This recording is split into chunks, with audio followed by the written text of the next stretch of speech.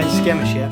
So I haven't done any videos or much archery really for the past couple of months, and I'm getting withdrawal symptoms, you guys getting withdrawal symptoms, and it's just been Halloween, so I thought we could do something a little bit fun. So it's the end of November now, and I thought, what's one of the questions that I've always wondered about archery, and I think a lot of people do, and that is, how much damage could a medieval broadhead actually do? So what I've got here is a medieval style broadhead. Lots of different types of broadhead. This one, nothing particularly fancy about it. It's a modern replica. I did not find this in a field and stick it on an arrow. These arrows, as you guys who watch know, are by Carroll Archery. A lovely fletch. I mean, look at that whipping. That is beautiful. This arrow, fairly heavy, weight to the front end, not hunting specific, nothing exciting like that. It's purely sort of like medieval replica. Used to be shot by, I think it's Warwick's Castle's archer, so it's a guessy sort of showmanship arrow that he used to use, I'm assuming, to do what I'm going to do today.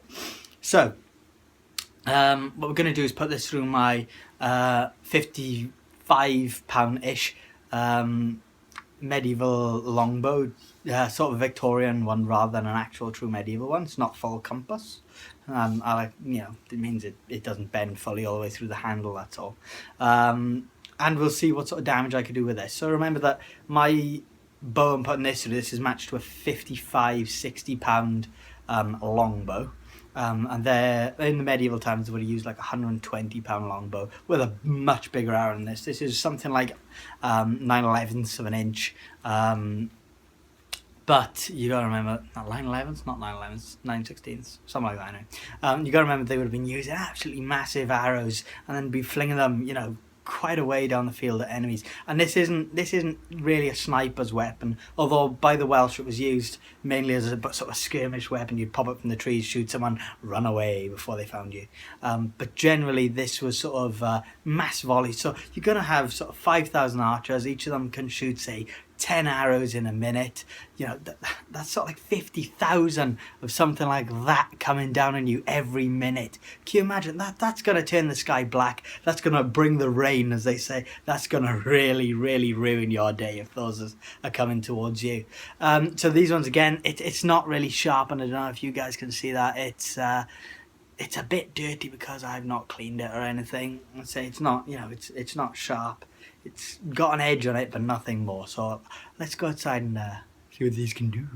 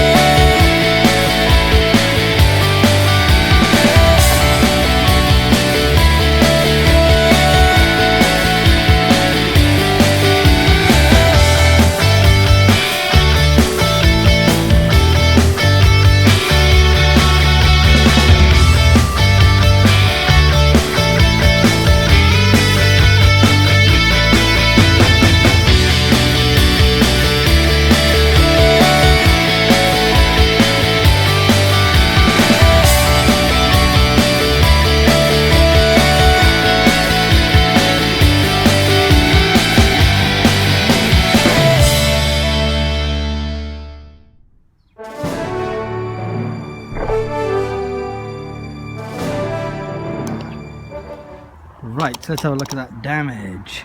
So you can see we've got a nice entry wound here. That's literally all the arrow. I think what stopped it, if we have a look back here, what's actually stopped it is it going into the ground. So let's clear this out the way so we don't lose the broadhead, which is all the way back here in this mudluck. Ooh, all the way back there.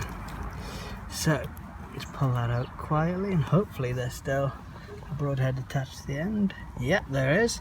So there we go, there's that. So let's have a look at the other side. So if we take it round here, you can see that's a pretty nasty wound. Let's get this up somewhere where you guys can see a little bit more. Look at that, that is absolutely shot. So if I put this up here, so you can see that's pretty much gone right the way through.